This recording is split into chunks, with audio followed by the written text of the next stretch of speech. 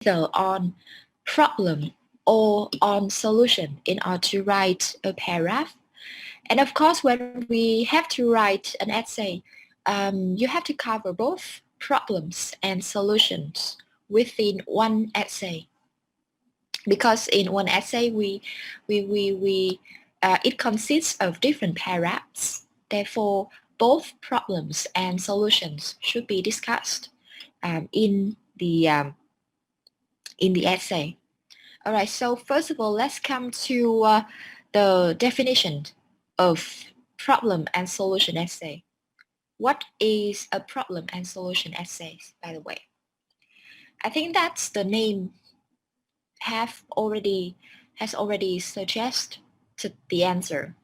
So for problem and solution essay is where you have to explain the main causes of a common social problems, and after that you have to give certain solutions to the problems that you have already raised.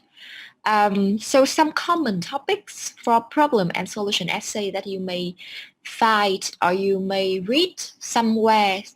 For example, like the problem of fast food, right? And maybe some physical health problems or some physical health diseases. And you have to find some solution in order to stop people from eating fast food or junk food. So that could be one topic, right, of problem and solution essay. Or you may read about some environmental problems and you need to find solutions, how to prevent that problem from happening. And maybe some problems in the cities like congestion or overcrowding, and you have to find solutions to deal with that problem. Under the education field, I think that you can deal with some problems in school. For example, like cheating in the exam and how to stop students from cheating within the exams.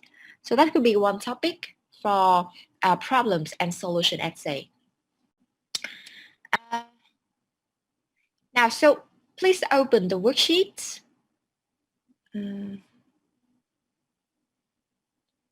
You can find a typical question for problem and solution essay from the worksheet. Yeah. So the question in the box, in the green box, all right. So this is the typical question that you may find for problem and solution essay requirements. So first of all, they will raise the problems, right? Raise one problem in a certain context, in certain field. It could be education, it could be environment, it would be maybe about food, about work or jobs, etc. And they would ask you to discuss the reasons and some solutions in order to solve that problem. All right. So whenever you see that questions, you would know that you have to write a problem and solution essay. And simply that you will try to think of different causes of the problem. And after that, you will describe different solutions to deal with the problem if you see that questions. Đối với cái dạng bài problem và solution thì tất nhiên là cái tên gọi, dựa vào cái tên gọi thì chúng ta đã biết là cái nội dung của cái bài viết của chúng ta sẽ phải bao gồm những ý gì. Nó sẽ bao gồm hai ý. Đầu tiên đó là a problem và thứ hai đó là solution. Thế thì nó khác với cả cause and effect. Khi chúng ta học cause and effect thì người ta cũng chỉ yêu cầu mình viết một là cause, hai là effect. Nhưng đối với cả problem thì thường là khi mà nêu reasons thì thường người ta sẽ hỏi luôn solution. Và người ta sẽ viết cả solution và cả cả problems, tức là causes và cả solutions. Tất nhiên là vẫn có trường hợp người ta yêu cầu mình chỉ viết mỗi causes thôi và mỗi solution thôi. Thì nếu như mà được yêu cầu viết mỗi solution thì nó cũng sẽ dễ hơn, đúng không ạ? Thay vì là mình phải viết cả hai. Nhưng mà hãy chuẩn bị cho cái trường hợp đó là chúng ta phải viết cả hai, cả reason for that problems và tất nhiên là cả solution cho cái vấn đề mà được nêu ra nữa. Thì cái đề bài ở trong cái box màu xanh này là một cái gọi là một cái câu hỏi điển hình trong cái bài luận viết về vấn đề và cách giải quyết, đúng không ạ? Câu hỏi sẽ là what are the reasons for this and how could the problem be solved. Người ta sẽ nêu một cái vấn đề ra và sau đó người ta yêu cầu mình tìm cái nguyên nhân mà gây ra cái vấn đề đó, dẫn đến cái vấn đề đó. Và sau đó thì chúng ta đề xuất một vài những cái giải pháp để giải quyết cái vấn đề được nêu trong bài. Ví dụ trong đề bài đây nó là these days in many countries fewer and fewer people want to become teachers. Ngày nay thì còn có càng ít người muốn trở thành giáo viên, đúng không ạ? Đặc biệt là ở những trường cấp 2. Cả những cái cấp thấp, cấp giáo dục thấp hơn. Vậy thì đâu là lý do cho cái việc này, cho cái xu hướng này và làm sao để chúng ta giải quyết được cái vấn đề này. So whenever you see that question, so let's think about the problem and solution essay. All right. And in the lesson today, we are going to have an overview of problem and solution essay, and you are given a model essay in order to analyze. Beside the analysis of a model essay, we will have some activities related to the vocabulary that we find from education field, and also some grammar and some phrases related to essay writing. And at the end of the lessons, if we have enough time to come to that point, so you can finish writing an introduction to the problem and solution essay, if we have enough time. All right. All right, so let's come back to the slides. And let's get started with the introductory text. Actually, it won't be an article that we can read in order to explore the theme of teaching career.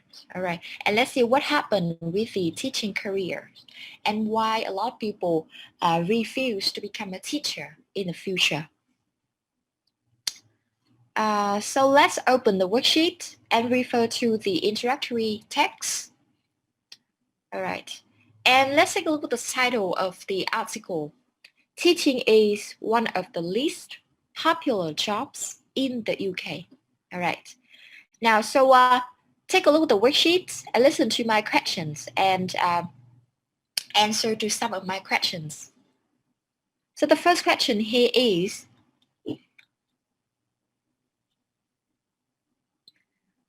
when you take a look at the title, so what ideas do you expect won't be in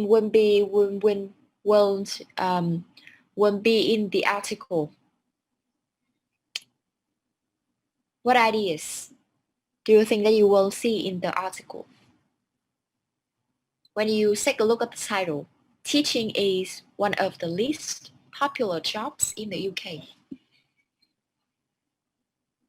So what can be read from this article with that title like this? Khi mà mình nhìn cái tiêu đề, yes. Why people don't want to be teacher in UK? Yeah, all right. So maybe there's some reasons to explain why teaching is less preferable or less popular in the UK. Yet, reasons. What else?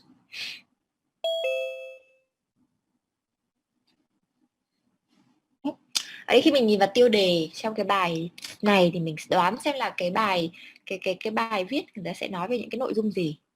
Ở đây cái tiêu đề đó là cái công việc dạy học, đúng không ạ, là một trong những cái việc mà nó kém phổ biến nhất ở nước Anh.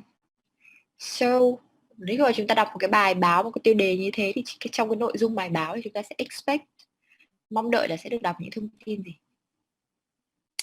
Of course, that we have to read some reasons, right? They would explain why a lot of people in the UK don't want to be a teacher. What else? Maybe I will expect to read some opinions, right, from current teachers, or maybe from some sociologists to talk about that problem.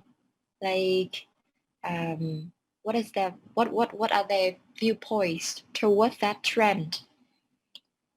So that is what I expect to read. What else? Anything else?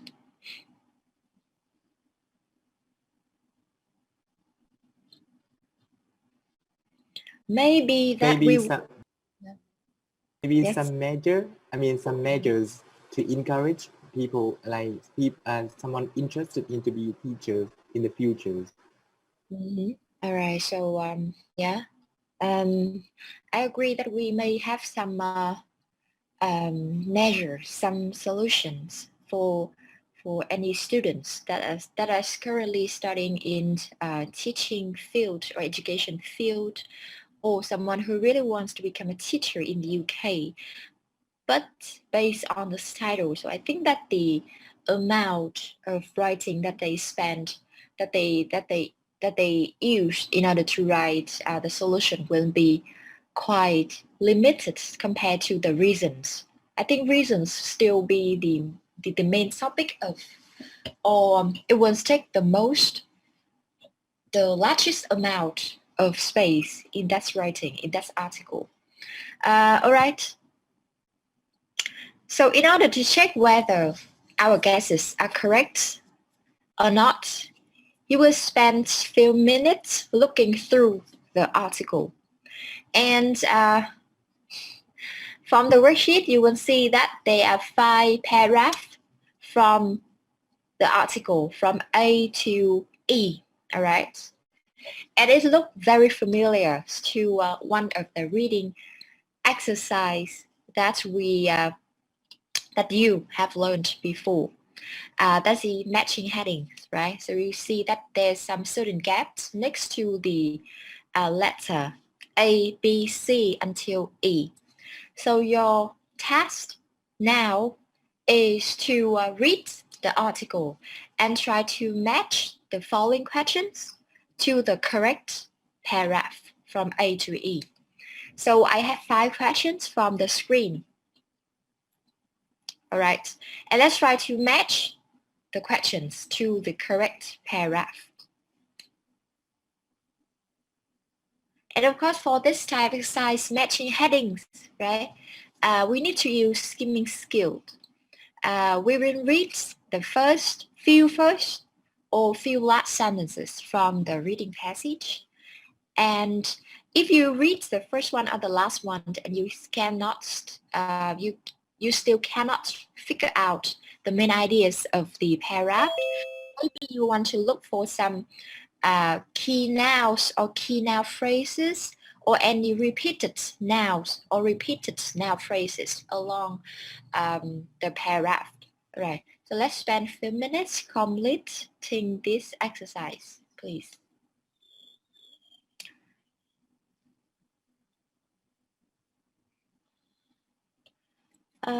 Yes, I have received the message from Sun in the direct message.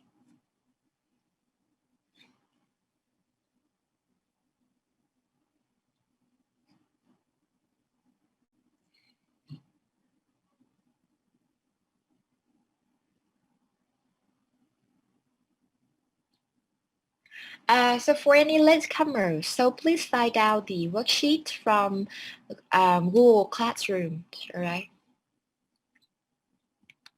The materials is uploaded to the Google Classroom already.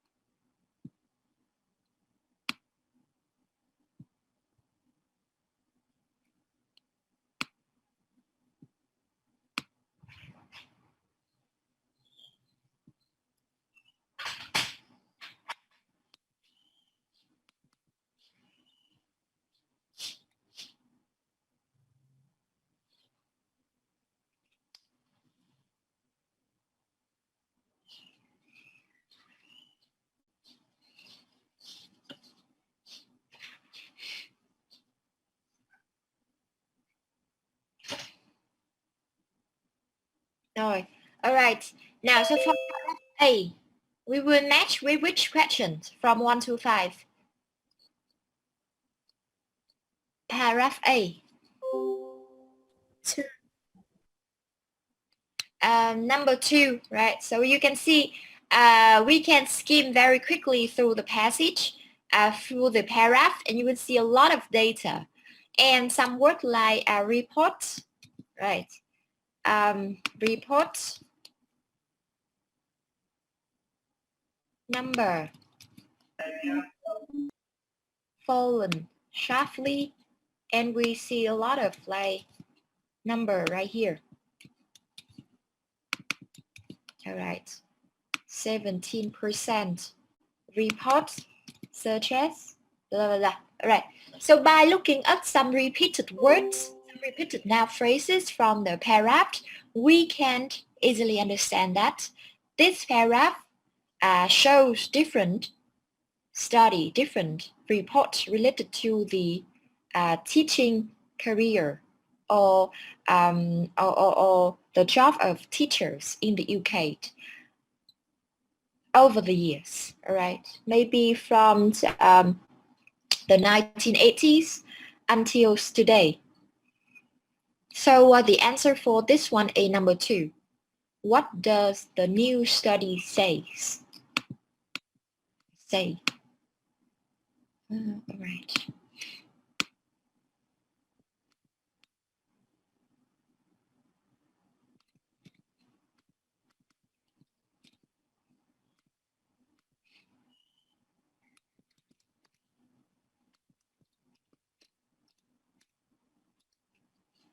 Next one, baby. Baby. 4.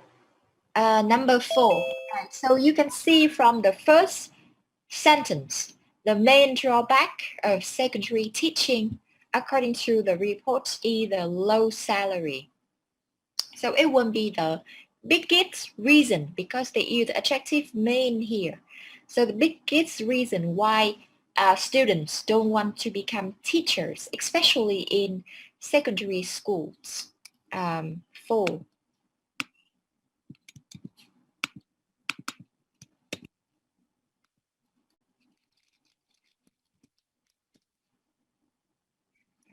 Next one. C, paragraph C. 1. Yeah, it won't be 1. We still based on the first paragraph, first sentence from this paragraph. It's not just about money, all right? So the previous paragraph, they're talking about the cost of low salary. And for the next paragraph, they're talking about different cause besides low salary or besides the money. Either low salary, the problem.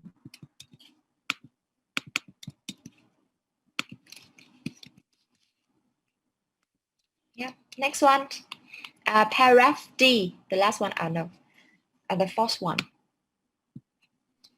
5. It would be 5, right? So you will see like a lot of opinions that they ask from who work in secondary school, London. And he maybe is talking about teaching as his passion. My view, government should reduce blah, blah, blah. All right, my real life government, something. So maybe he's talking about the viewpoints of a particular teacher in a secondary school in London. So it would be matched with number 5.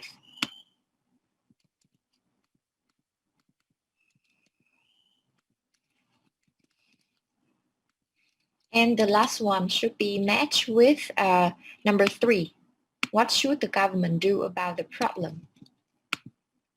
So remember, this one is an article, therefore it will not follow the structure of an essay, right? Because it's worth reading with different formats.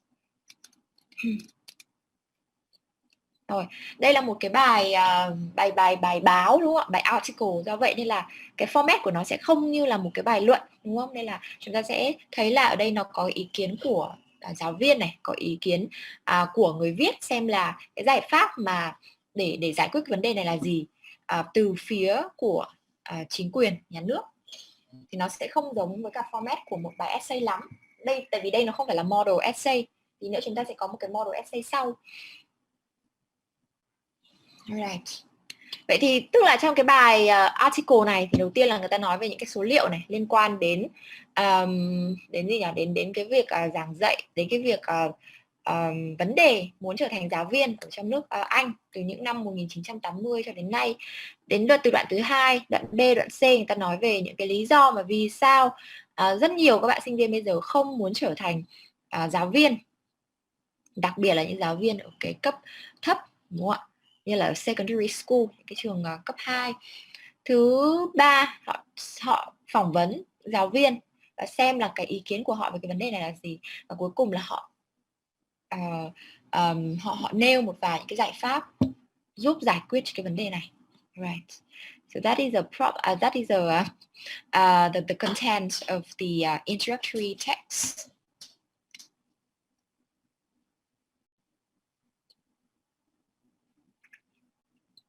All right, next one. So let's take a look at the box at the chart at the end of the introductory text, introductory article. So by looking at paragraph from B till E, so let's try to note down some problems and solutions which are mentioned in the article. So there are around 2 or 3 problems related to the decline in teaching in the UK. So by looking at paragraph B and C, we may find some problems. And by looking at paragraph maybe D and E, you will find some solutions to that problems. All right. So let's spend around 5 minutes to list down any problems and solutions that you can find from the article. And you can write it down in the box from the worksheet.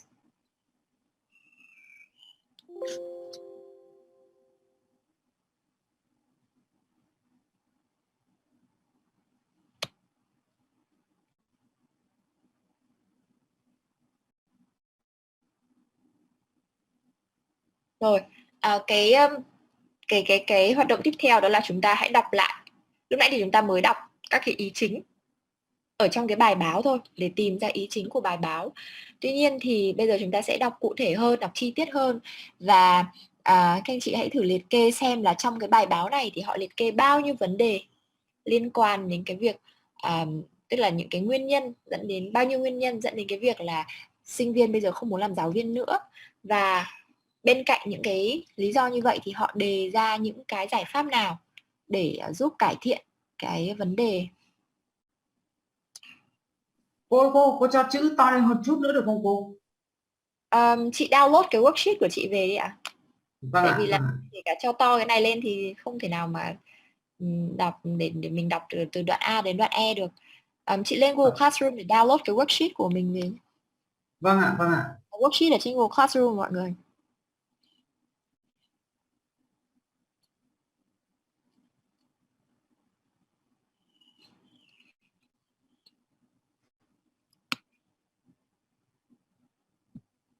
Hãy dựa vào trong những cái tiêu đề mà lúc nãy chúng ta đã cùng xác định với nhau rồi để cho mình xác định cho nó, để tìm cho nó dễ, đúng không ạ? Ví dụ như là khi mà chúng ta muốn tìm problem thì chúng ta sẽ nhìn vào đoạn B và đoạn C, đúng không? Và khi mà chúng ta muốn tìm các cái solution thì có thể là sẽ nhìn vào đoạn E hoặc là đoạn D, để là dựa vào ý kiến của giáo viên, cũng có thể họ sẽ đưa ra cho mình một cái giải pháp gì đó.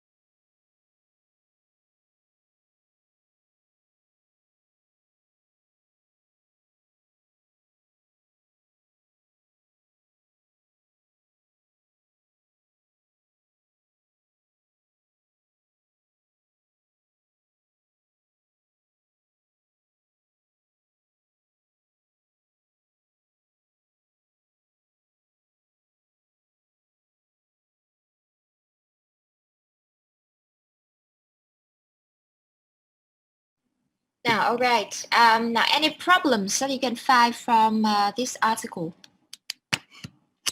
I've got that. Previously, we're talking about the low salary, as I remember, and we're also talking about another problems related to another problems, not about the money. So, what are some problems that you can find from this article? First, we got the salary. What else? Teenagers Bad behave badly. bad behaviors of some teenagers. Bad behaviors. So first of all, we got the salary at the first one. And for the second paragraph, they're talking about teenager behave very badly in school. Or maybe some problem related to the discipline of the student, right?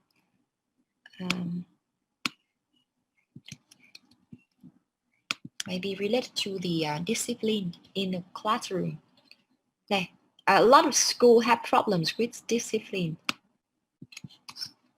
Next one, what else? What else?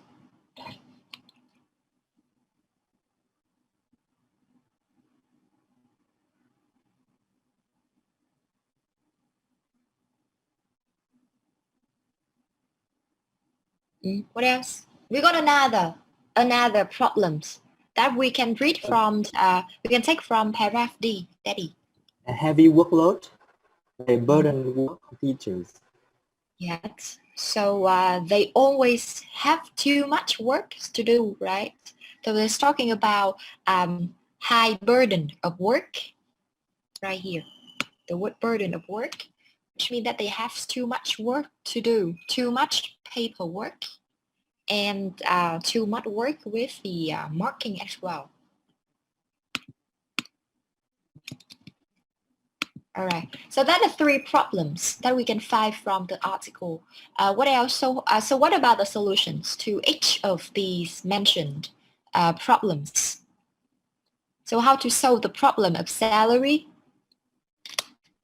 I think there's just only one way to solve it, which is raise the salary. Is that correct? I cannot think of any other solutions to the low salary. Is that true? Yeah, we can find the solutions right in paragraph E, right? And government should raise teachers' pay significantly. So that could be one problems to the one solutions to the problem of salary. What else?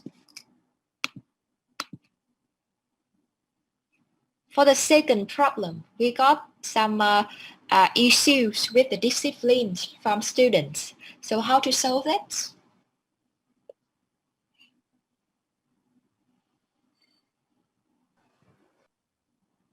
I haven't seen the author propose any solution on that. All right, so maybe that it should be in another paragraph, not in paragraph E. Maybe it was still from paragraph C, maybe.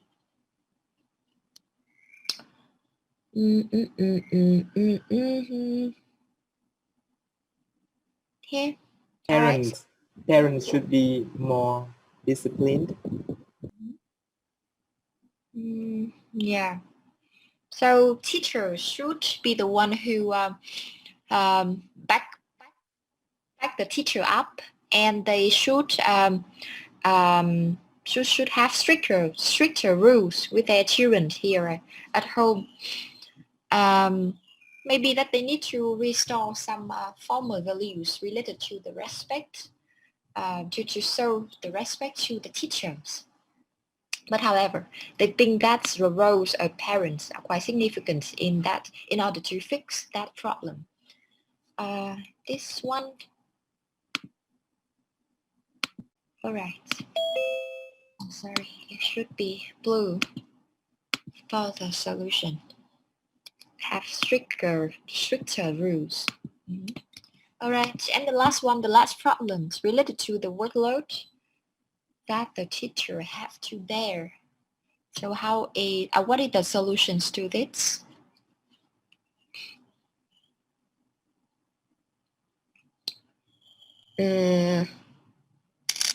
So reduce the burden of work on teachers by appointing more teaching assistants. right. So from this paragraph D, the solution here that they can appoint more teaching assistants, take on more teaching assistants in order to reduce the work of a teacher. What else? Set a maximum number of hours per week. Yeah. So set. Paragraph D. Yeah. So set a maximum.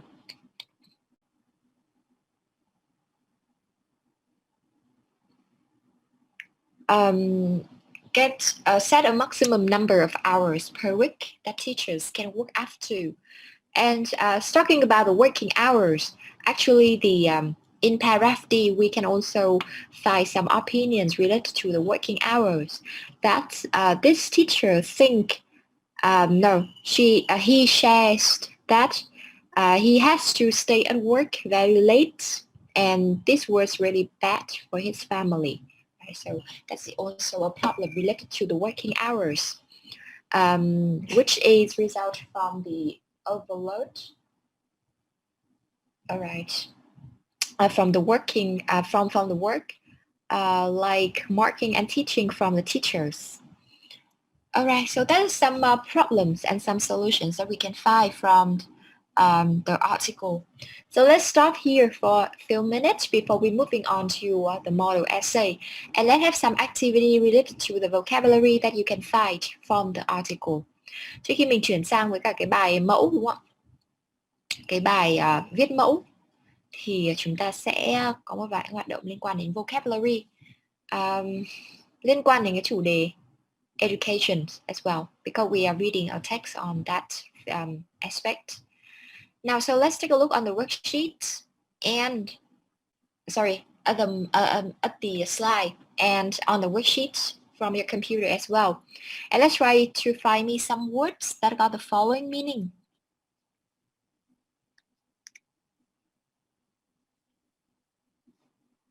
Now, so first of all, in paragraph A, so let's try to find a word, a noun, that's got a meaning of people who have a university degree. So what does it mean? Can you spot that word? It starts with letter G. People who have a university degree. In paragraph A, what is the word? Graduates. Yeah, we got the word graduates, right?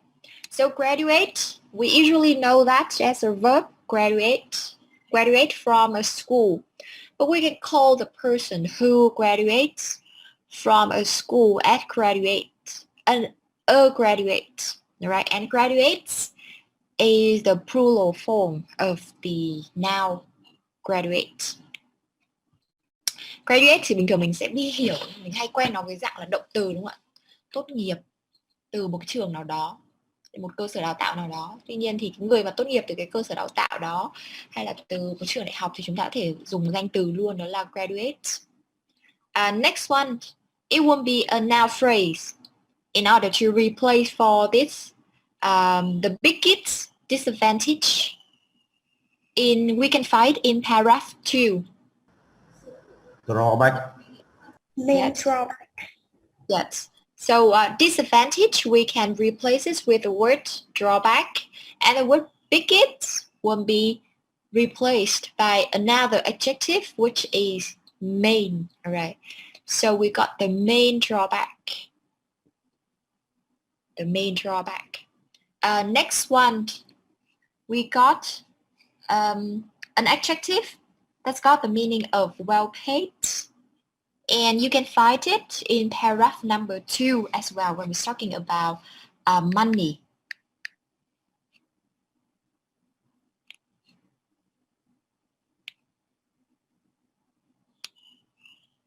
well paid.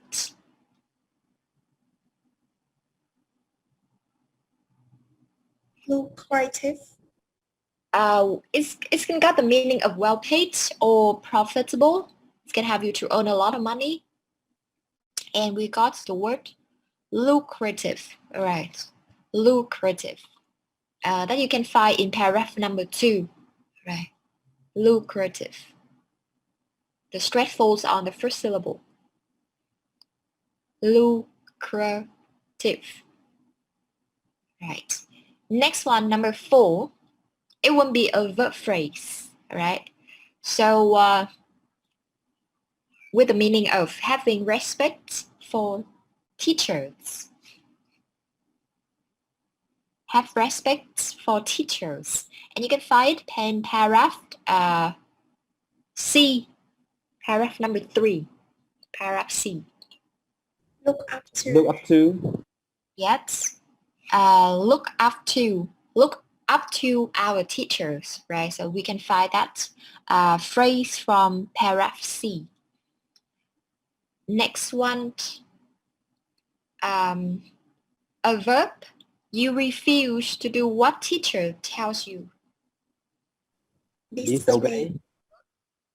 From paragraph C as well, right? We got the word disobey. Obey means you won't follow exactly the words that they tell you, and disobey when got the completely opposite meaning, right? You refuse to do what other people tell you. And next one, another noun phrase to talk about a tiring and difficult job. And you can find this phrase from paragraph D. Demanding. Yeah, so it should be a noun phrase. So demanding is an adjective. And we can find this phrase as a demanding job, right? It's very tiring. It's very difficult in order to complete the task, assign task from the job, a demanding job. All right, next one. Number 7. Another verb phrase. So we cut the amount of work teachers have to do, and we still find it in paragraph D. Cut the amount of work teachers have to do. Burden work. Yeah, but which verb carry the meaning of the word cut? Reduce. Yeah, reduce. Reduce burden of work. The burden of work means the workload that the teachers have to suffer, have to take responsibility. So we cut the amount of work means you reduce the burden of work on teachers. Next one, number 8. Assistant. I think this one is quite familiar, right? It won't be a TA, teaching assistant. Teaching assistant. We still find it in paragraph D. All right. Nu chả có TA nhỉ cô nhỉ? Sorry. Nu không thể có TA nhỉ? Yeah, I think so. Actually, that we have TA, but how to say? How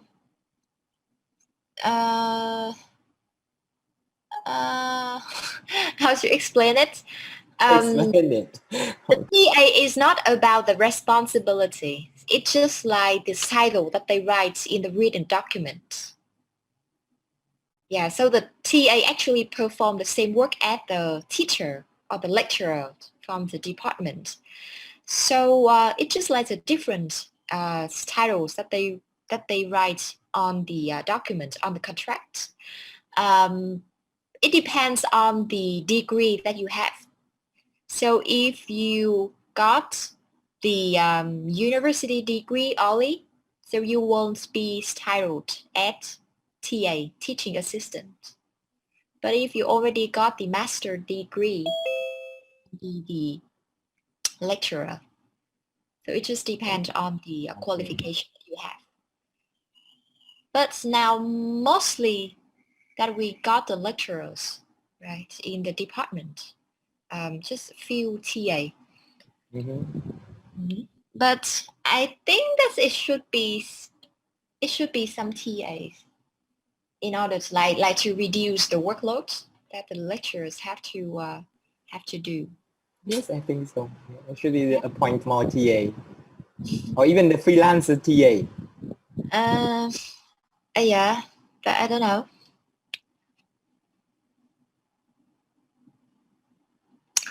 All right, next one, number 9, an idiom to be very busy, or you have too much work to do, and you can find this idiom from paragraph D, paragraph 4, paragraph D. To be very busy. So an idiom, therefore, maybe you can find the word. No under. Yeah, the component words got completely different meaning from the meaning of the idiom. Đây là một thành ngữ nên là những cái từ mà cấu tạo nên cái thành ngữ này thì đôi khi nó sẽ có nghĩa nó khác hoàn toàn so với cả nghĩa mà chúng ta có, đúng không? Ở đây thì chúng ta có một cụm từ đó là snowed under. Ở đây mình thấy có cái câu đó là I'm always snowed under with paperwork. Vậy thì be snowed under with something có nghĩa là chúng ta quá tải với cả những cái công việc gì, chúng ta quá bận rộn với cái công việc gì. Be snowed under with something. Be snowed under with something. Next one, number 10. Still from paragraph D, alright. The balance between how much time you spend at work and how much free time you have. Work-life balance. Yes, we got work-life balance from paragraph 4. And the last one, we want to give teachers a large salary increase. We can find it in paragraph number 5, the last paragraph, paragraph E. Sorry, it will not be a verb, but it will be a verb phrase. A verb phrase. Give teachers a large salary increase. A verb phrase in paragraph E.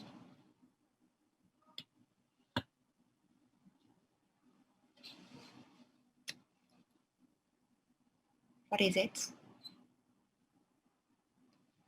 Give teachers a large salary increase. So very simple. That we want to raise. Raise teacher paid. Yes, we want to raise teachers' pay significantly. All right, because a large salary increase. So we need to add the adverb significantly to refer to a very large amount of money that he pays to the teachers. All right. So you can see that they use the word paid as a noun in order to replace the word salary or money for the teacher. All right. Now, so you can also find more collocation related to education from the worksheet. Right here. So at home, if you have time, so let's try to complete some activity related to the collocation about education. And I will upload some the key for these activities onto Google Classroom. Right? Somehow do some vocabulary exercises in order to boost your vocabulary.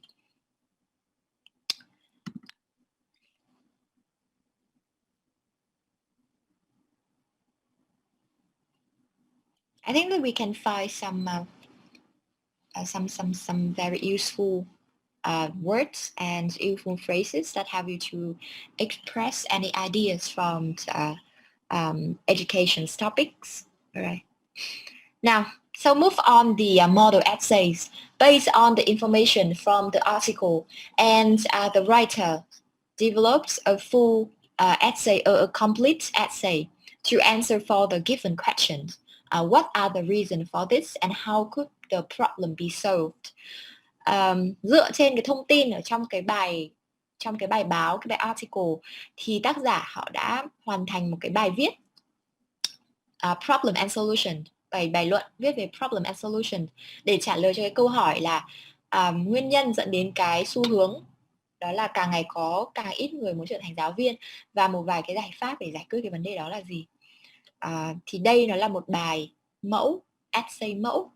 Now so let's take a look at that model essay and spend few minutes reading through this model essay before we can have some further questions to talk about this essay. Rồi khi mà chúng ta đọc cái bài mẫu này thì chúng ta sẽ thấy nó quen hơn, tại vì là nó có một cái form của một bài luận, đúng không ạ? Có cấu trúc của một cái bài luận, có mở bài, có thân bài, có kết bài, 3 đoạn thân bài và một đoạn kết luận, một đoạn mở bài.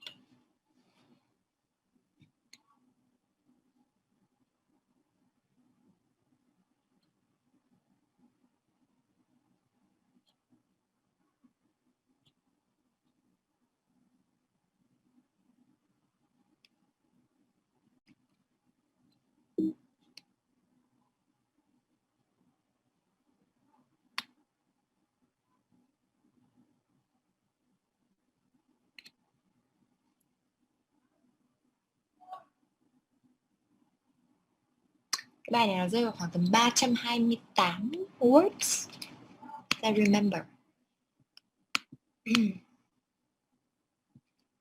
353 words. 353 chữ.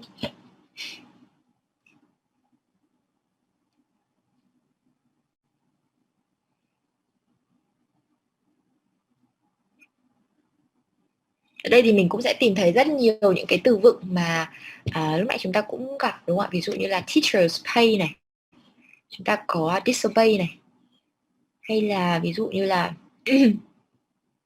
raise teachers pay significantly, hay là respect for teacher này.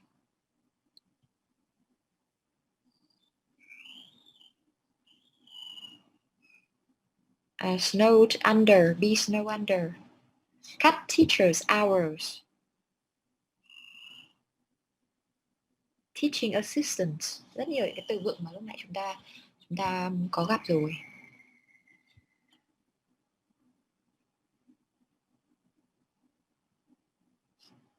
Alright.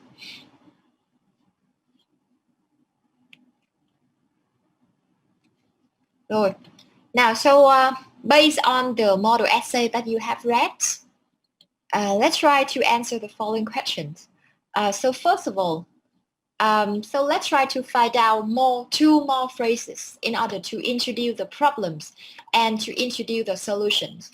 So one example phrase that they already give you in order to introduce the problem is, one of the main causes of the problem is. So please find me two more phrases in order to introduce the problem.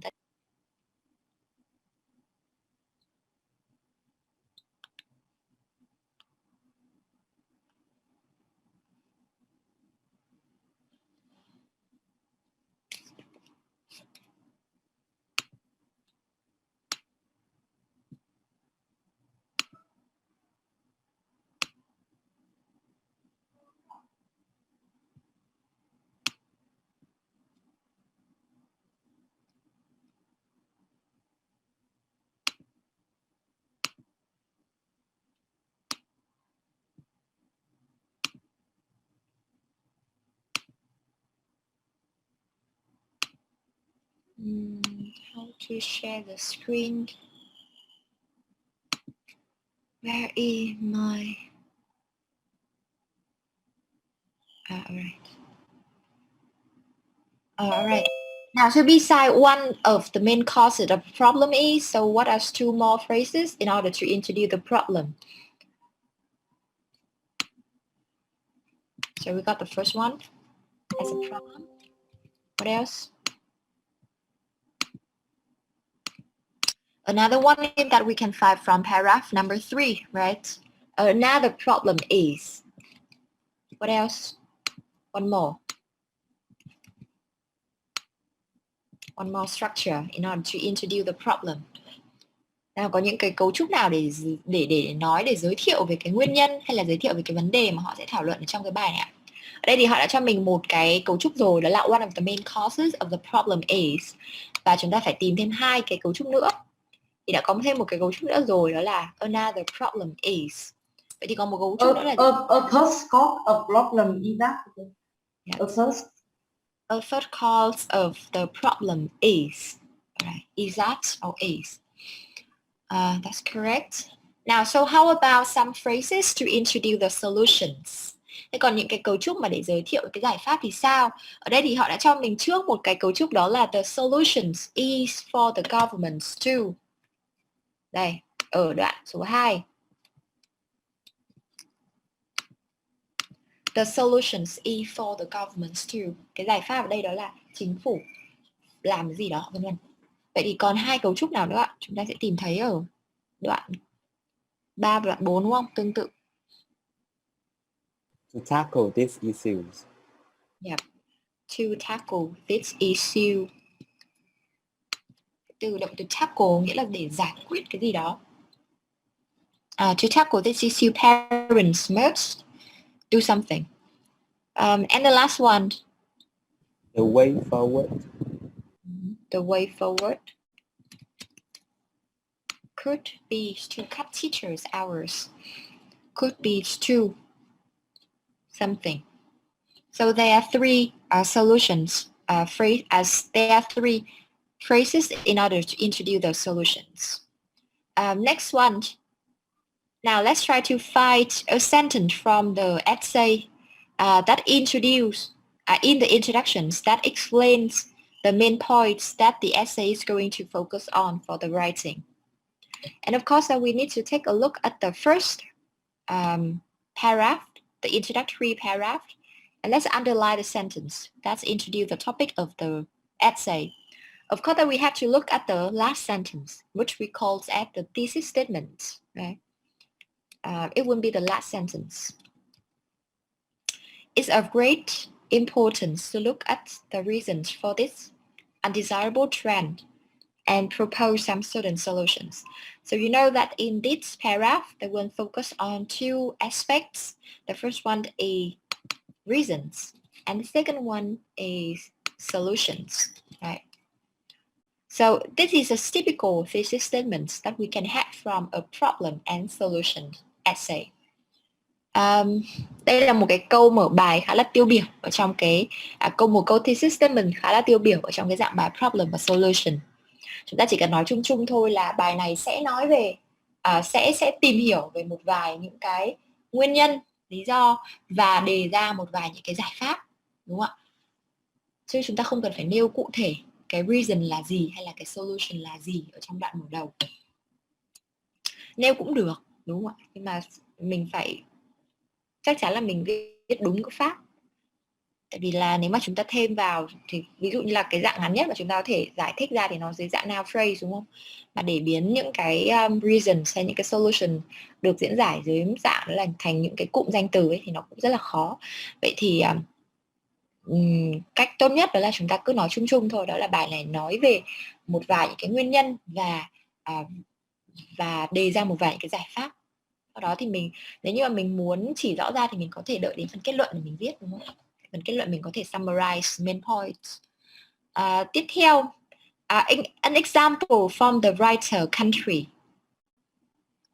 A sentence to show an example from the writer's country. A writer country đây là UK mọi người nhé. You just assume we know that he's from UK. Now, one sentence to show an example from the writer's country.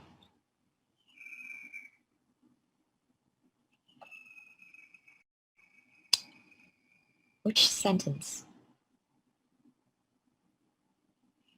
So a sentence to show an example. So the type of information, example, if an example usually be shown in the body paragraph, right, instead of the introductory or the concluding paragraph, right?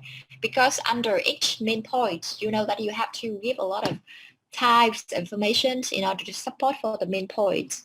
So there's a different type of information, including examples, data, experts' opinions, and common knowledge.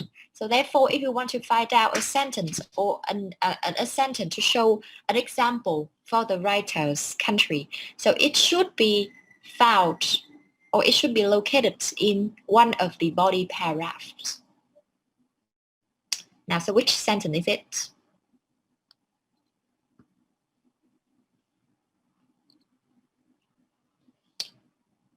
It should be an example from paragraph number 2, all right? In the UK, for example, we will base on the transition words, for example, all right? So we know the function of that sentence is to show an example from the writer's experience. Okay, next one, let's find me a linking phrase, which means as a consequence, to show a consequence, or to show a result. A linking phrase or a transition phrase, transition signals to show a result or a consequence. What is it? As a result. Yes, because as a result. Next one, a sentence in the conclusion, ở phần kết luận, which summarizes the causes of the problem.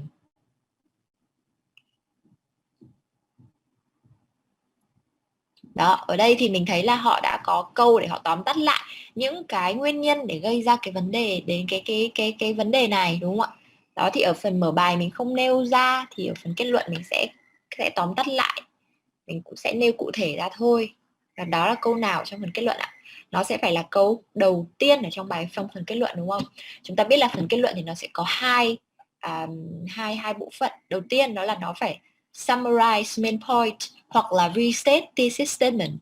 Và chức năng thứ hai đó là nó sẽ give final thoughts và final comments related to the topic. Vậy thì câu hỏi đây người ta yêu cầu mình tìm một cái câu mà để tóm tắt lại những cái ý chính, đúng không? Ở trong bài viết, thế thì nó phải là câu đầu tiên. Teaching has become a much less popular job in many countries due to reasons such as the salary, people behavior and the working hours, là cái câu đầu tiên này. Và nó đã tóm tắt lại 3 cái lý do cho mình, đó là salary này, student behavior này, và working hours. Yeah. And the last one, find me a sentence in the conclusion which says who should solve the problem, who should take charge of solving that problem. Rồi, mình đã tóm tắt về problem rồi thì cũng phải có một câu tóm tắt về solution. Và đây thì người ta tóm tắt những cái đối tượng mà cần phải chịu trách nhiệm để giải quyết cho cái vấn đề này. Đó là câu nào?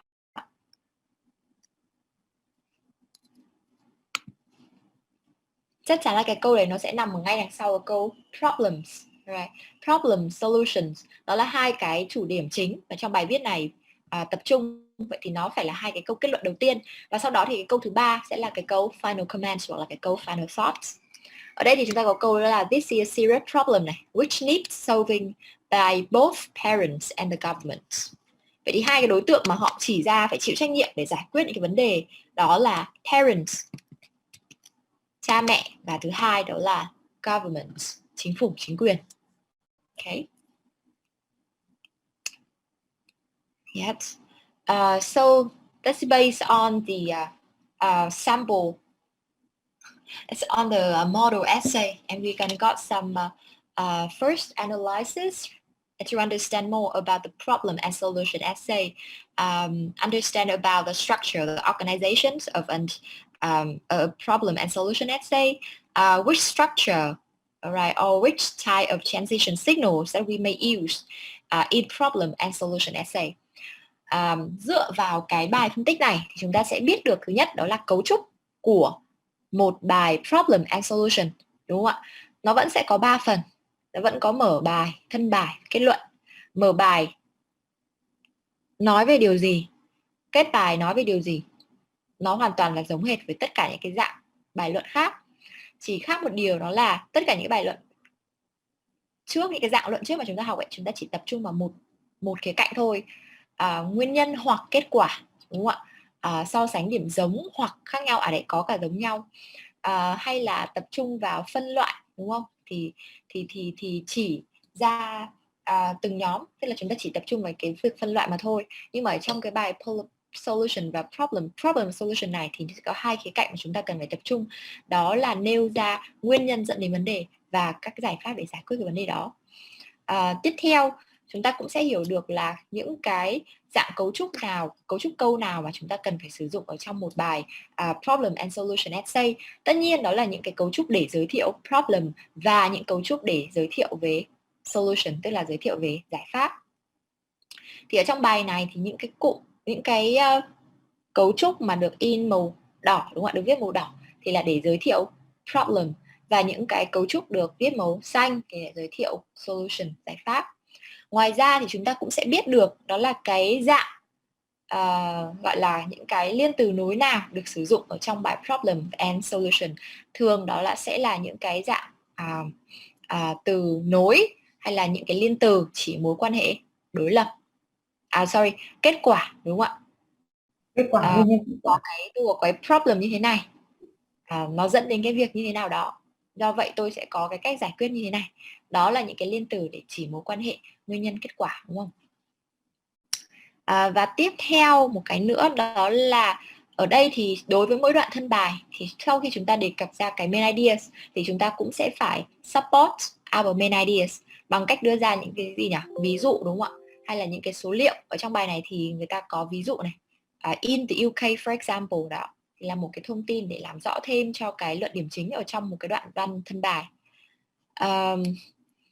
Tất cả những cái cách viết liên quan đến phần thân bài thì thân bài và kết luận thì chúng ta sẽ học ở các cái tiết học sau, cũng như là các cái cách để cấu trúc phần thân bài thì chúng ta sẽ học ở trong những cái tiết học sau. Còn buổi học hôm nay thì chúng ta chỉ phân tích đoạn văn mẫu và chúng ta sẽ tìm hiểu những cái cấu trúc và những cái ngữ pháp để giúp chúng ta viết đoạn mở bài thôi. Alright, so let's pay attention to the introductory paragraph, please.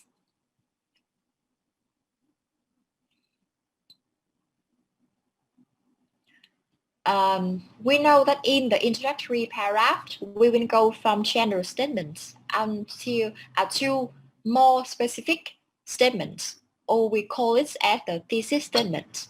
So in general statements, so the common ways in order to write some general statements is to show different trends related to the topic, related to the problems which is raised in the questions.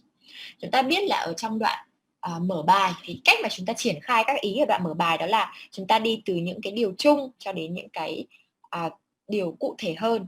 Thế thì những cái câu chung, cái nhiệm vụ của những cái general statements đó là đưa ra những cái background information, những cái kiến thức nền liên quan đến cái chủ đề, đúng không ạ? Và nhiệm vụ của câu thesis statement là nói xem là cái bài viết này nó sẽ tập trung vào cái khía cạnh nào của cái chủ đề đó. Thế thì câu general statements, cái cách phổ biến nhất để chúng ta viết những câu general statements đó là chúng ta viết về những xu hướng liên quan đến cái lĩnh vực đó. Thế thì trong cái bài này, cái lĩnh vực mà chúng ta đang quan tâm đó là lĩnh vực giáo dục, education, và cụ thể ở đây đó là việc dạy học, teaching.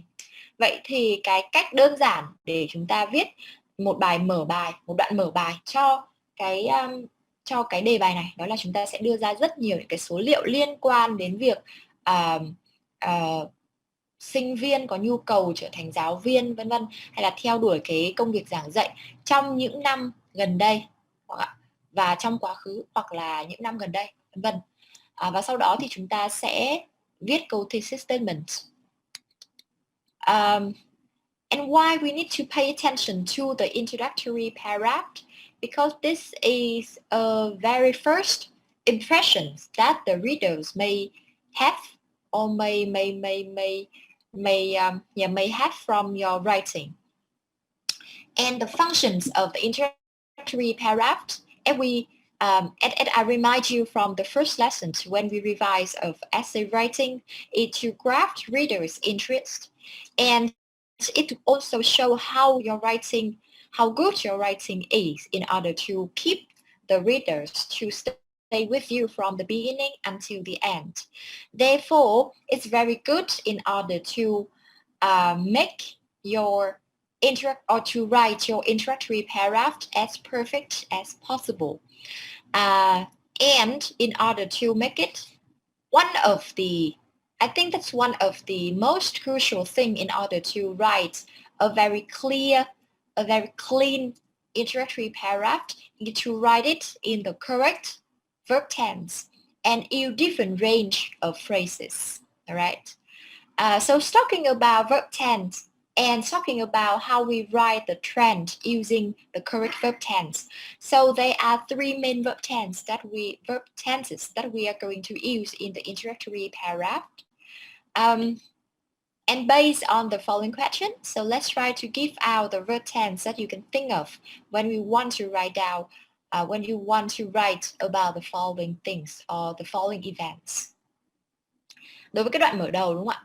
Thì vì sao chúng ta nên trau chuốt một chút cho cái đoạn văn mở đầu? Tại vì đó là cái ấn tượng đầu tiên khi mà một người tiếp cận đến cái bài viết của mình, và ít nhiều thì họ cũng sẽ đánh giá được xem là cái khả năng viết của mình như thế nào bằng cách đọc đoạn mở đầu.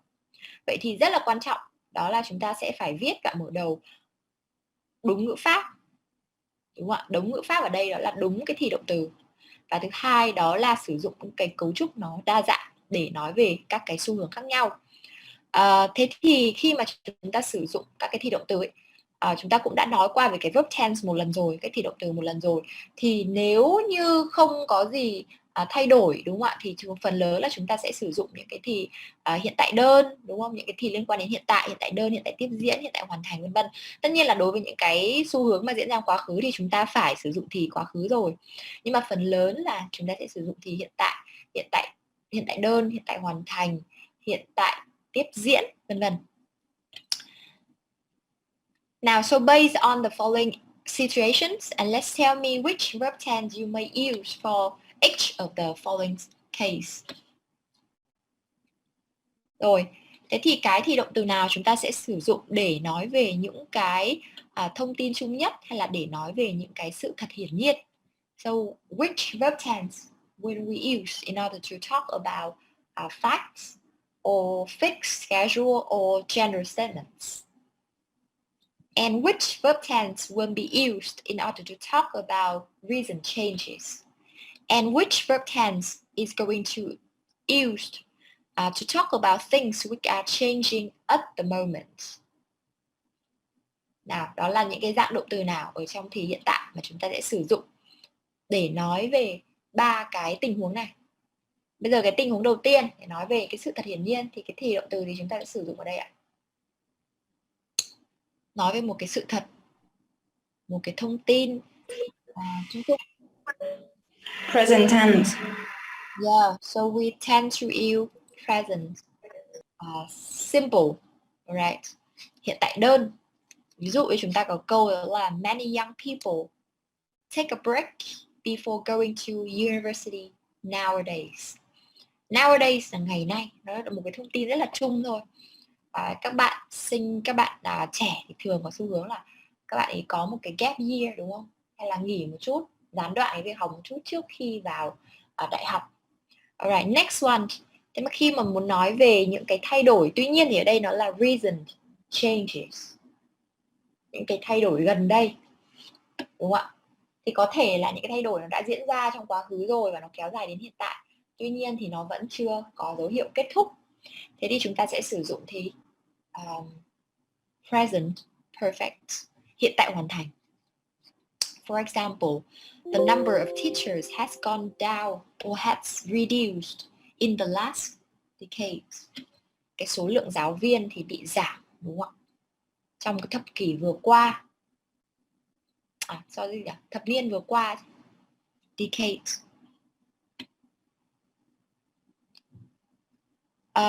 Thì tức là cái số lượng giáo viên cho đến ngày nay là nó vẫn đang có dấu hiệu là vẫn đang bị giảm, đúng không ạ? Next one. We're talking about things which are changing right now or at the moment. So which means that you have to use present continuous tense. For example, the cost of living in big cities is rising all the time. All the time, mình nhìn cái cụm từ all the time thì mình nghĩ là đáng nghĩa là phải sử dụng cái hiện tại đơn, đúng không? Tại vì là nó có vẻ như là nó là general statement. Tuy nhiên all the time ở đây nó là lúc nào nó cũng tăng, đúng không ạ? Tức là vào cái thời điểm nói nào thì nó cũng tăng. Thế nên là đó là cái lý do mà vì sao mà chúng ta lại nên sử dụng cái thì present continuous, tức là thì hiện tại tiếp diễn đối với cái câu này khi mà chúng ta thấy cái cụm all the time. Cái thời điểm nói nào, vào cái thời điểm nào thì nó cũng đang tăng. Nên là đó là lý do mà vì sao chúng ta sử dụng cái present continuous ở đây. Chúng ta sẽ nhìn vào trong cái bài văn mẫu. Right.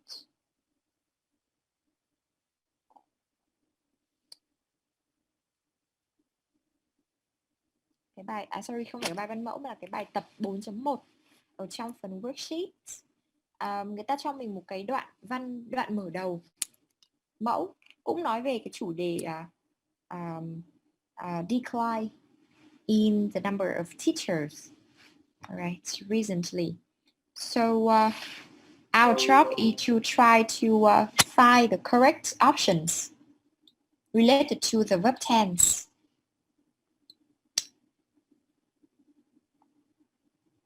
And we got 4 questions needs to be solved in activity 4.1. Now, so based on some signals, maybe some phrases that you can find from the sentence, and let's decide on the verb tense, right, that will be used in that sentence. So, for example, over the last few years, đúng không? Khi mà chúng ta thấy cái cụm từ này, over the last few years, trong một vài năm qua, đúng không ạ?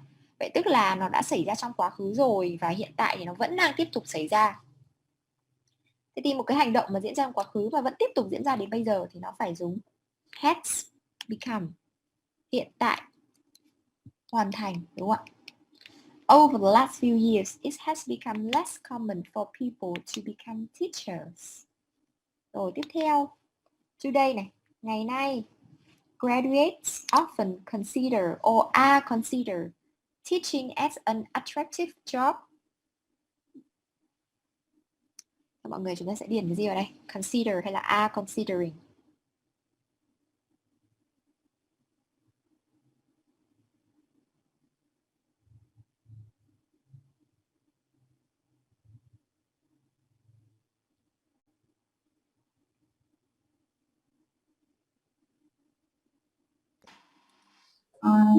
I think with your right are considering. Are considering.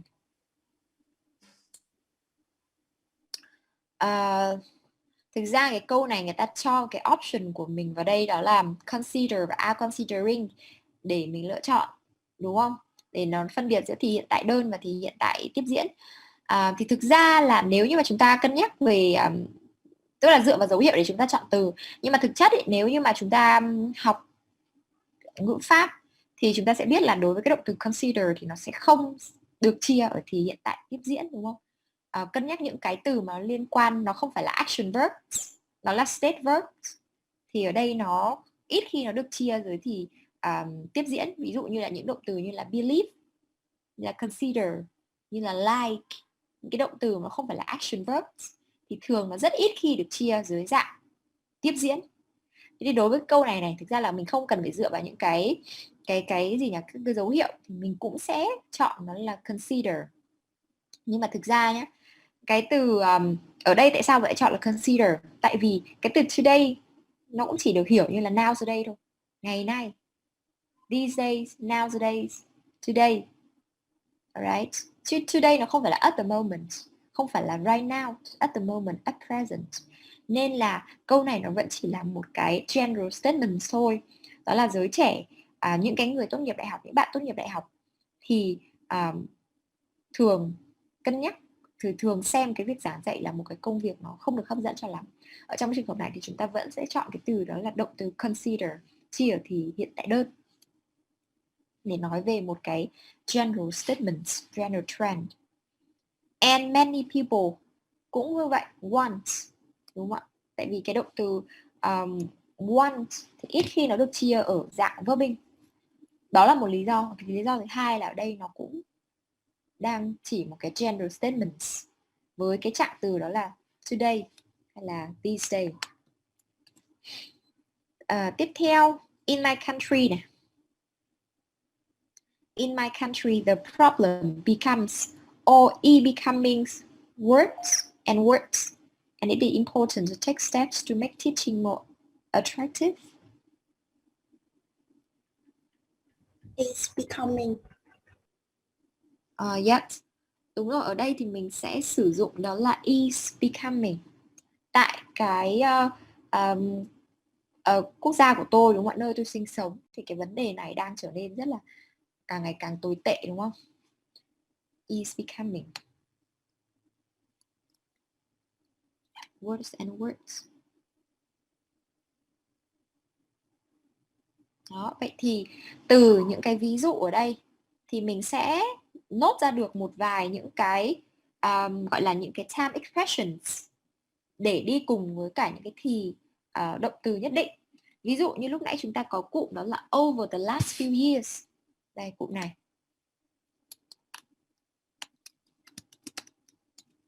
Thì chúng ta thấy là nó sẽ thường đi với present perfect.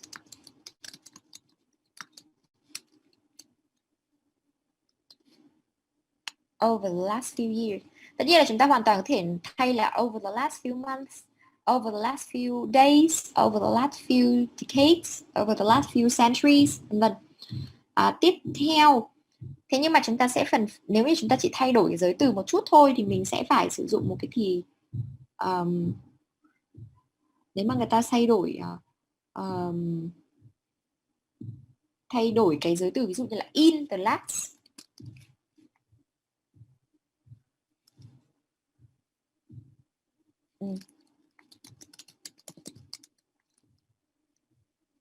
in the last, in the last, in the last, cái này thì không thể in the last year được. Ví dụ như in the last decade thì cái đằng sau của mình sẽ cộng với cái gì ạ?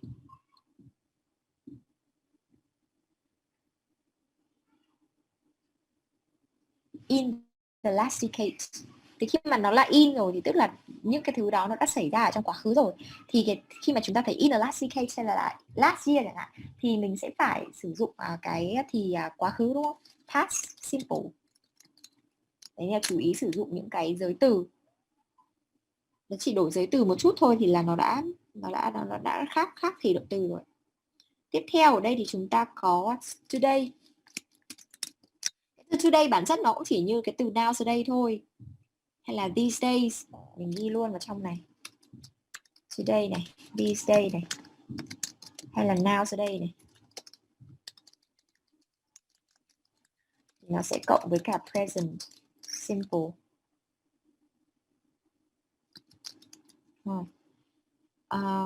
Và có cái từ, ví dụ như là cái từ recently, đúng không? Thì mình có thấy recently là chắc chắn là mình sẽ phải chia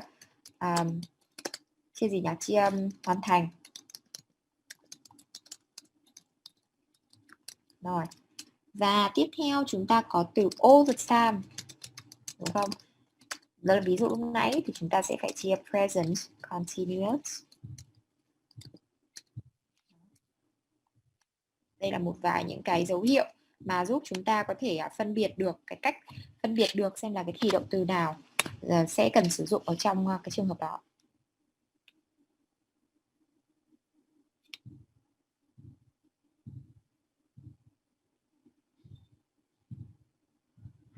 Ok.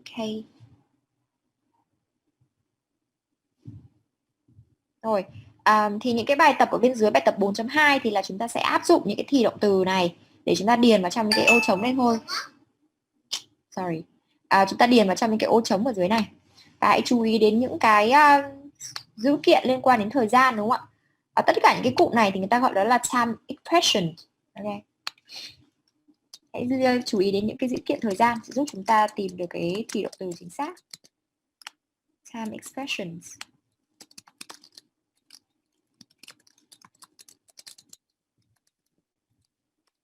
Ok. Ngoài ra thì dựa vào trong cái ví dụ ở đây thì chúng ta cũng sẽ analyze được một vài những cái cấu trúc mà người ta hay sử dụng khi mà nói về một cái xu hướng nào đó, đúng không ạ? Ví dụ như này. Chúng ta có câu là gì nhỉ? Trong cả cái bài này và cả bài essay ở phía trên này. Ok, chúng ta sẽ có một vài những cái cấu trúc gì để sử dụng trong phần mở bài. Useful phrases.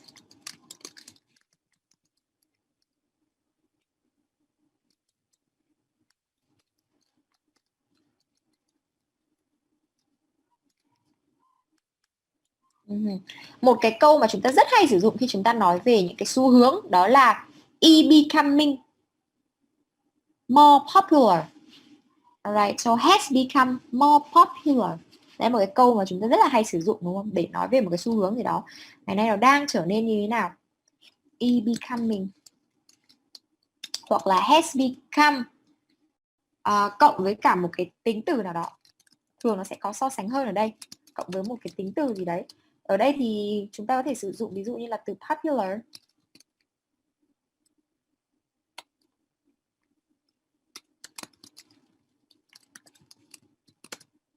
Như ở trong bài người ta sử dụng.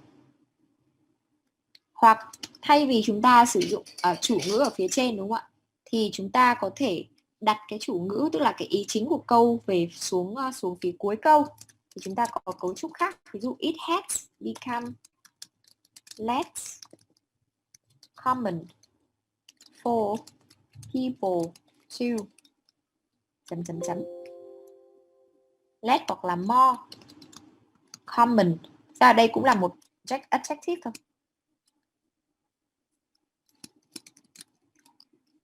Chúng ta có thể sử dụng từ common là bất cứ một cái tính từ gì ở đây.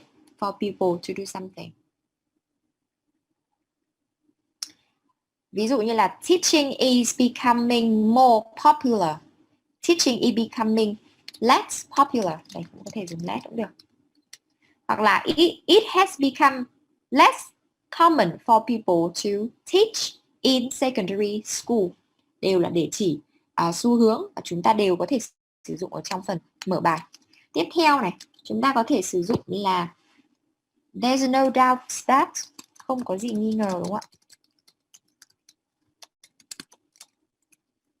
Để chỉ một xu hướng. Hoặc là thì cái này thì nó có thể bằng với cả cái cụm một cụm khác. Most people say that, khi nói về một xu hướng. Most people say that students nowadays are no longer interested in teaching. Đúng không? Hoặc là there's no doubt that students nowadays are no longer interested in teaching. Cấu trúc như nhau, đúng không ạ? Đằng sau cộng mệnh đề.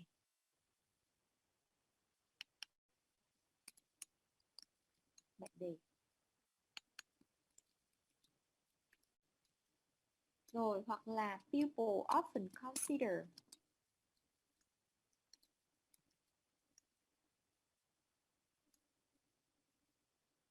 Rồi, chúng ta thường xem xét cái vấn đề gì đó, coi cái vấn đề đó như thế nào.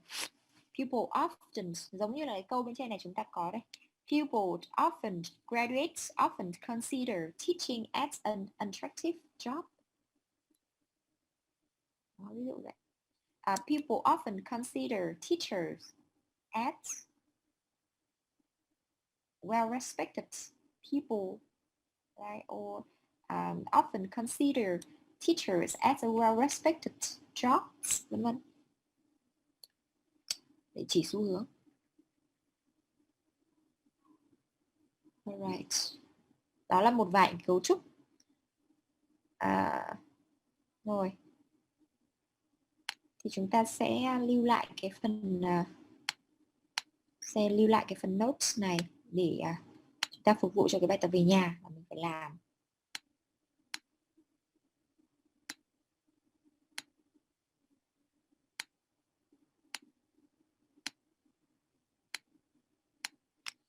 Ok. Rồi, và đây là cái homework. Lúc nãy thì mình đã tìm hiểu về cái cách viết introductory paragraph. Cái phần thesis statement thì cũng không có gì phải nhắc lại nữa, tại vì mình cũng đã luyện thesis statement rất là nhiều rồi. Và thực ra là cái phần thesis statement cho cái phần introductory và cho cái problem and solution thì nó cũng không có gì quá phức tạp cả. Chúng ta chỉ cần chúng ta lắp cái bài liên quan đến problem and solution. Okay. Chúng ta có thể sử dụng câu này cho bất kỳ một cái bài nào cũng được.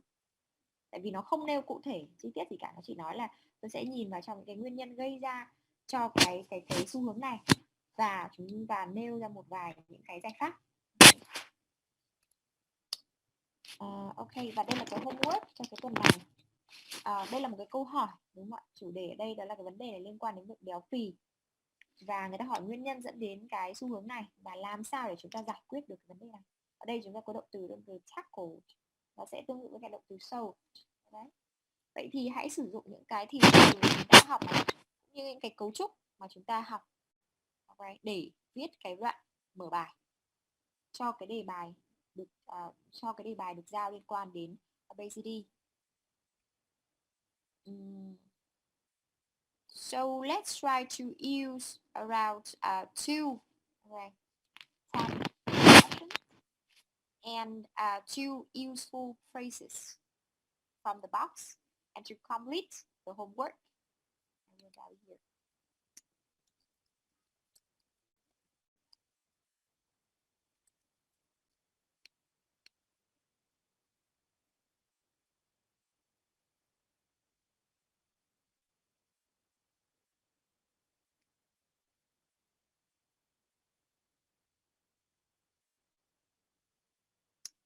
Nếu như mà 353 từ thì bạn cắt đoạn mở bài đi, cắt đoạn mở bài hoặc cắt đoạn kết luận viết ngắn lại một chút thôi, tại vì là nó sẽ khi mà đi thi thì 250 đến 300 từ nhưng mà nó sẽ được du di trong vòng 10%, tức là bạn viết 330 từ thì nó cũng được.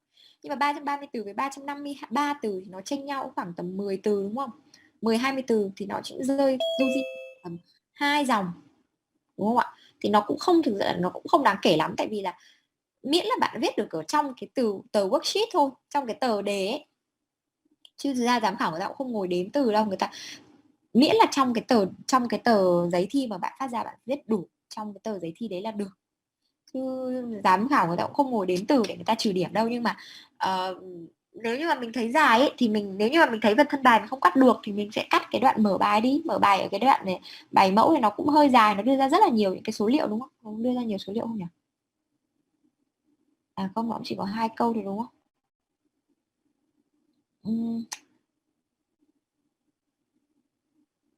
Có thể là mình sẽ cố gắng là sử dụng cái cấu trúc nó ngắn hơn một chút để mình nó giảm cái số từ đi thôi, tại vì là nó cũng chênh nhau khoảng từ 10 đến 20 từ thôi.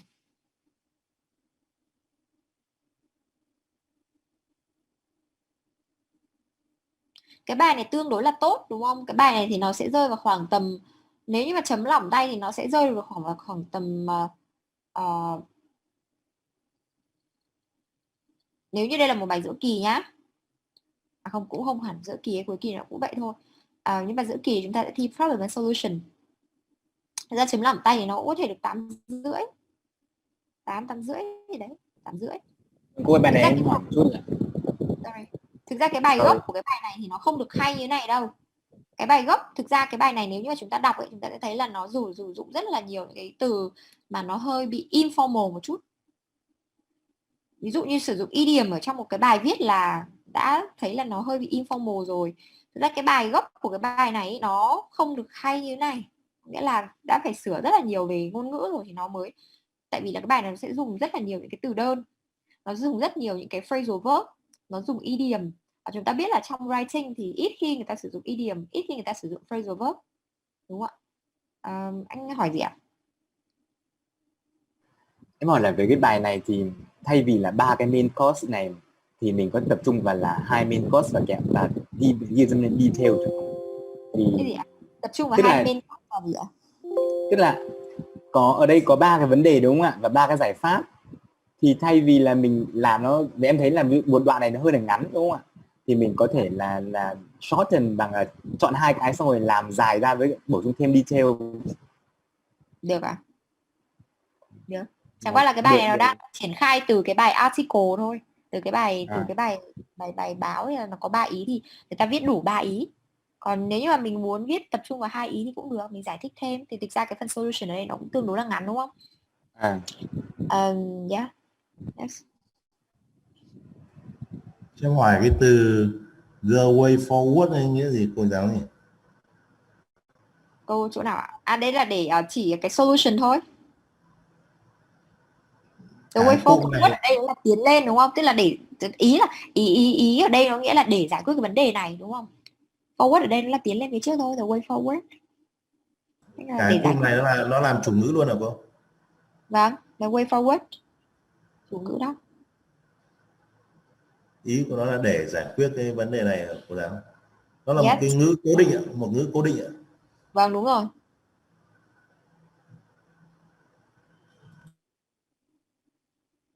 Tất cả những cái cụm mà được bôi đỏ và bôi xanh ở đây đều là những cái cụm từ cố định hết, để mình lắp vào để mình viết về nguyên nhân, lắp về để viết về nguyên nhân và nói về cái giải pháp.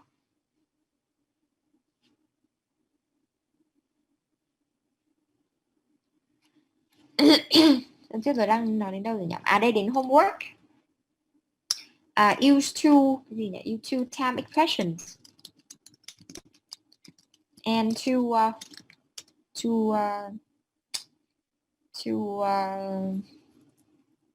useful structure phrases to write.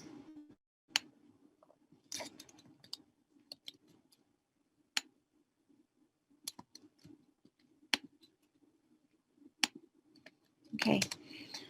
Đó là cái bài tập về nhà cho cái phần problem solution này, viết cái đoạn mở bài.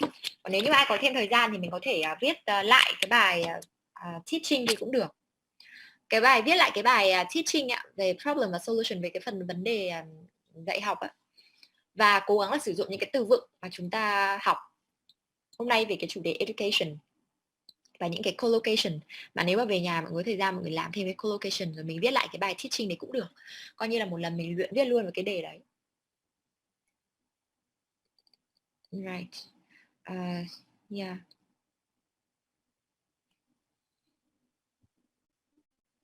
Yeah, so the homework is that completes the introduction.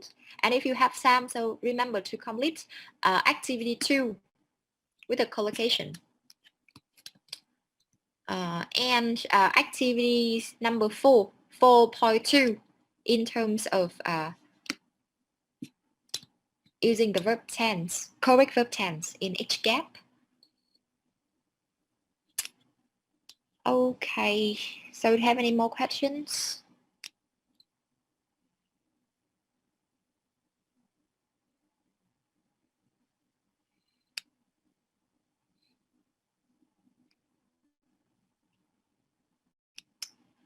Do you have any questions related to the lessons or something? Có câu hỏi gì không ạ? Không cô ạ. Ôi nhiều quá rồi mà dần đang chưa nghĩ ra cái gì để hỏi cô ạ. Khi nào cô chữa bài thì tôi mới hỏi ạ. Cô em đang chờ return của kỳ trước này, bài kỳ trước. Anyway, happy birthday. I just saw the notification from the Zalo. Phải đánh chống lạc. Cô có thể gửi cái bài này lên Google Classroom không cô? Cái bài chữa của cô này. Yes. Cái bài chữa rồi, cái bài cô đang show này. Yes, right. So what do you want to do on your birthday? I have no plan at all. I don't know what to do. This morning I look at myself in the mirror and say, oh my god, 30 years old now. Wow. All right. So, but lucky that you don't have to celebrate your birthday online. You can go to the restaurants and got some celebrations. There's no more social distancing. Yes. Yeah, maybe we plan like a small party tonight. Yes, should be look at the price side. All right. So this is the homework, and this is the birthday gift to our monitor as a homework. So bye, and see you next week. Oh my God. Bye. Thank you, Thank teacher. you, See you next week. teacher. Goodbye.